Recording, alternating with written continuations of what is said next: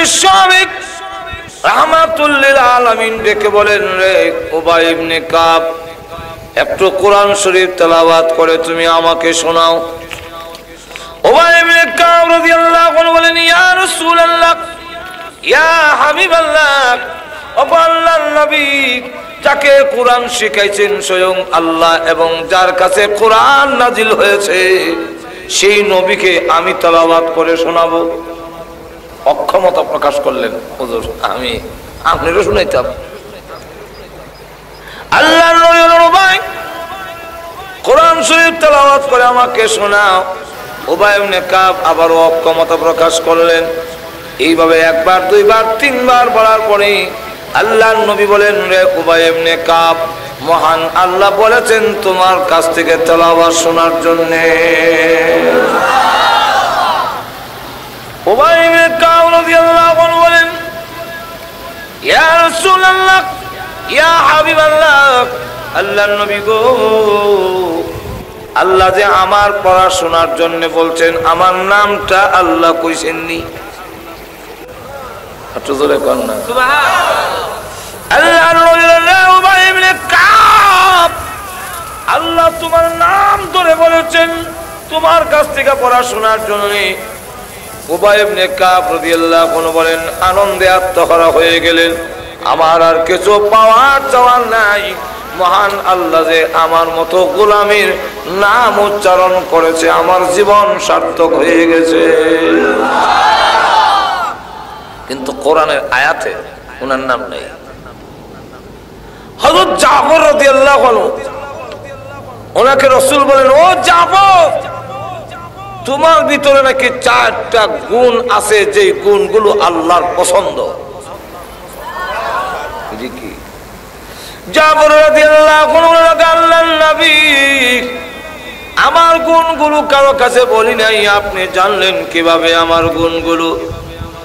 আল্লাহর নবী বলেন, জাফর রে, মহান আল্লাহ তোমার গুণগুলো আমাকে জানাইয়া দিয়েছে। জাফর রাদিয়াল্লাহু আনহু বলেন, ইয়া রাসূলুল্লাহ,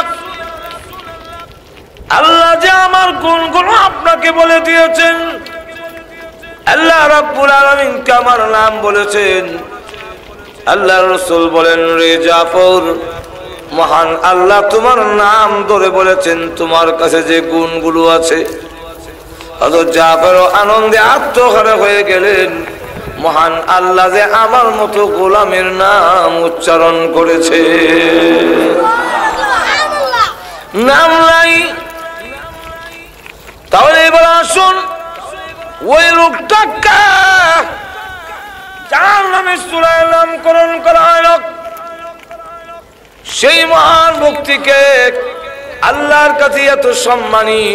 আল্লাহ রাব্বুল আলামিন উনি নিজে, ওনার কত বড় ওজনদার, ওনার কথার অনেক লোড আছে, কিন্তু এরপরে কারো কাছ থেকে কর্জা, কারো নসিহত, আল্লাহ কর্জা করে নেওয়ার কোনো দরকার নেই।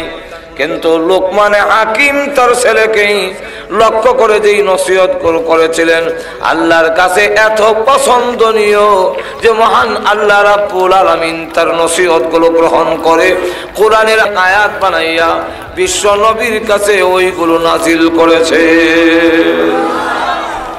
লুকমানে হাকিম তার ছেলেকে যার নসিহত করেছিলেন, সেই নসিহতগুলো দেখা গেছে যে আল্লাহ রাব্বুল আলামিন কোরআনের আয়াত বানায়া বিশ্ব নবীর কাছে নাজিল করেছেন।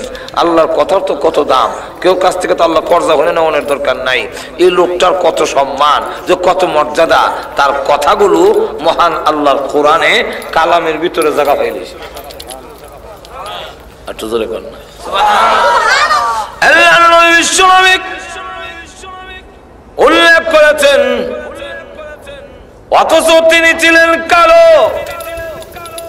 ওই লোকটা এমন কালো, হাসি তার মতো কালো লোক হয় না, নাকের সেন্টার ঠিক নেই, ঠোঁট মোড়া, ফাওয়ার মধ্যে রেল লাইনের মতো ভাড়া,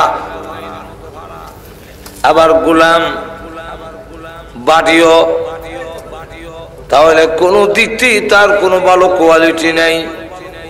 এত সম্মান আর ইজ্জত। আল্লাহর নবী রাহমাতুল লিল আলামিন বলেন, তিন কালোকে আল্লাহ শ্রেষ্ঠত্ব দান করেছেন, সম্মান দিয়েছেন। এর মধ্যে এক কালোর নাম হলো লোকমানে হাকিম। লোকমানে হাকিম হলো এক কালা। এই কালা এত ইজ্জত, এত সম্মান, ফেরেশতারা তাকে সম্মান দেয়, গাছে মাছে তাকে সম্মান দেয়। এত ইজ্জত আর সম্মান কেন? আল্লাহর নবী বলেন তিনজন কালোকে যে সম্মান দিয়েছেন, এর মধ্যে একজন হলো লোকমানে হাকিম, 2 নম্বর আরেকজন হলো হযরত বিলাল। দেখতে কালো, মক্কার লোকেরা বলে কালা কাওয়া, কালা কাওয়া বলে আখ্যায়িত করে। আর বলে বাদাইম্মার ঘরের বাদাইম্মা, গোলামের ঘরের গোলাম, বাপও গোলাম সেও গোলাম, সেও বাদাইম্মা তার বাপও বাদাইম্মা। বাড়ি হইলো আফ্রিকা, তাকে এসব মক্কায়, তার কি দাম আছে, কি ইজ্জত আছে।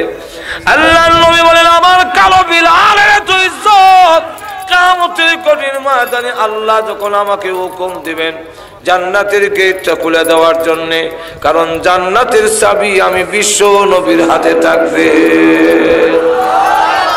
জান্নাতের গেটটা খুলে দেওয়ার জন্য আল্লাহ যখন আমাকে হুকুম দিবেন, আর আমি ওই চাবি লইয়া উঠে যখন আরোহণ করব, তখন দেখা যাবে যে আল্লাহ ডাকবেন, ওগো নবীজি আপনার কালো বিলাল কই?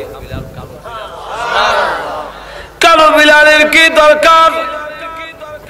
ওই সময় কালো বিলালকে বলা হবে নবীজি উটের উপরে, আর কালো বিলাল নিচে থেকে উটের লাগাম ধরে আল্লাহর নবীর স্বাভাবিক রাহমাতুল লিল আলামিন যে জানায়া দিয়েছেন, ওই কিয়ামতের কঠিন ময়দানে আল্লাহর নবী বিশ্বনবী রাহমাতুল লিল আলামিন বলেন আমার ডান পাশে থাকবে আবু, বাম পাশে থাকবে ওমর, আর বিলাল তুমি নিচে থেকে উটের লাগাম ধরে ধরে আল্লাহর তৈরি জান্নাতের ভিতরে আমার সাথে তুমি ঢুকবে। যদিও কালো, কিন্তু তার কত ইজ্জত, কত সম্মান, জোরে কোন ঠিক কিনা? আর কালার নাম হলো মাহজা। তিনি উমরের আজাদকৃত গোলাম ছিলেন, কিন্তু আল্লাহ রাসূল বলেন মা তার এত ইজ্জত আর সম্মান, জান্নাতের মাঝখান দরজা থেকে তা আহ্বান করা হবে। তাহলে এখন চিন্তা করেন, এত সম্মানী হযরত লোকমান কেন? একদিন তিনি হাজার হাজার মানুষের সামনে ওয়াজ করতেছেন, আর সকলেই বড় ইজ্জতের সাথে সম্মানের সাথে তার কথাগুলো শুনতেছেন। তার কথাগুলো কত ওজন, কত লোড, যে আল্লাহ রাব্বুল আলামিন তার কথাগুলো গ্রহণ করে কোরআনে আনছেন। চিন্তা করছেন ব্যাপারটা? এখন আল্লাহ ওয়াজ করতেছে, তো এক লোক দাঁড়ায় গেছে মাহফিলের মাঝখান থেকে, দাঁড়ায় কয় যে আমি একটা প্রশ্ন করতে চাইছিলাম, সাহস পাই না, আর ভিতরে যে একটা কুটকুটি আরম্ভ হয়েছে, না করলে শান্তিও হইতাছি না, অনুমতি যদি দেন তাহলে কিছু প্রশ্ন করেন। ভাইরা আমার লক্ষ্য করে দেখেন যে এই অবস্থায় আল্লাহর নবী বিশ্বনবী রাহমাতুল লিল আলামিন যে বলছেন কালো লোকের দাম, তো ওই লোকটা দাঁড়ায় কয় ও লোকমান, আমি আপনাকে প্রশ্ন করতে চেয়েছিলাম একটি, কিন্তু সাহস পাই না, কারণ আপনার সমপাঠী একসাথে স্কুলে পড়েছিলেন, কিন্তু দেখা যায় এখন এমন জায়গা গেছে বেটা মন্ত্রী হয়ে রয়েছে, এমন অনেক কথা কইতে সাহস করা যায় না, সাহস পাওয়া যায় না। তো লোকমানে হাকিম এত সম্মানে গেছে যে আমি এখন কেমনে তারে করি, একটা কথা বলতে চেয়েছিলাম, সাহস করতাম পারি না, ভয় করে, আবার না কইলেও আমার মন শান্তি হইতেছে না। আপনি অনুমতি দিলে আমি একটা প্রশ্ন করতে চাই। জিজ্ঞাসা করে যে কি বলো, প্রশ্নটা কিটা? প্রশ্নটা হইল, আমি এক মাঠের মধ্যে এক লোকমান আমার সাথে ছাগল লাগতো, বকরি চড়াইতো, ঠিক দেখতে আপনার মতোই, না হই মনই সেন্টার ঠিক নেই, টুট মুড়া, এর মধ্যে রেল লাইনের মতো ভাড়া, এই মনুই বাটি বুটি, এই মনুই ফ্যাট বড়, এখন আপনার মতোই দেখতে, কিন্তু আপনি সেই বকরির রাখাল, ছাগলের রাখাল, এটা কইতাম কেমনে? এটা তো সাহস পাই না। আর মনের মধ্যে খালি বার আমার মানে কুটকুটাইতেছে যে লোকটা যেমন হেলই না ইচ্ছা, এখন শান্তি পাইতেছি না। তাই আমি আপনাকে জিজ্ঞাসা করতে চাই, যেই মাত্র কথা বললেন লোকমানে হাকিম বলেন আমি সেই লোক যিনি তোমার সাথে মাঠে বকরি চড়াইতাম। কারণ আল্লাহওয়ালারা তার পিছনের ইতিহাস স্বীকার করতে একটুকু দ্বিধাবোধ করে না, পিছনের কথা তারা ভুলে যায়, তারা আল্লাহর শুকর আদায় করতে পারে না। ঈদে মিলাদুন নবীর অনুষ্ঠান যারা করেছেন, কে আজকে সেই মিলাদুন নবীর আয়োজন করেছো? হযরত আবু বকর সিদ্দিক রাদিয়াল্লাহু তাআলা আনহু বলেন, যদি ঈদে মিলাদুন নবী, নবীর আগমনের অনুষ্ঠান আনন্দের সহিত কেউ যদি 1 দিরহাম পরিমাণ টাকা খরচ করে ঈদে মিলাদুন নবীর অনুষ্ঠান করে, আমি আবু বকর তাকে না লইয়া বেহেশতে যাব।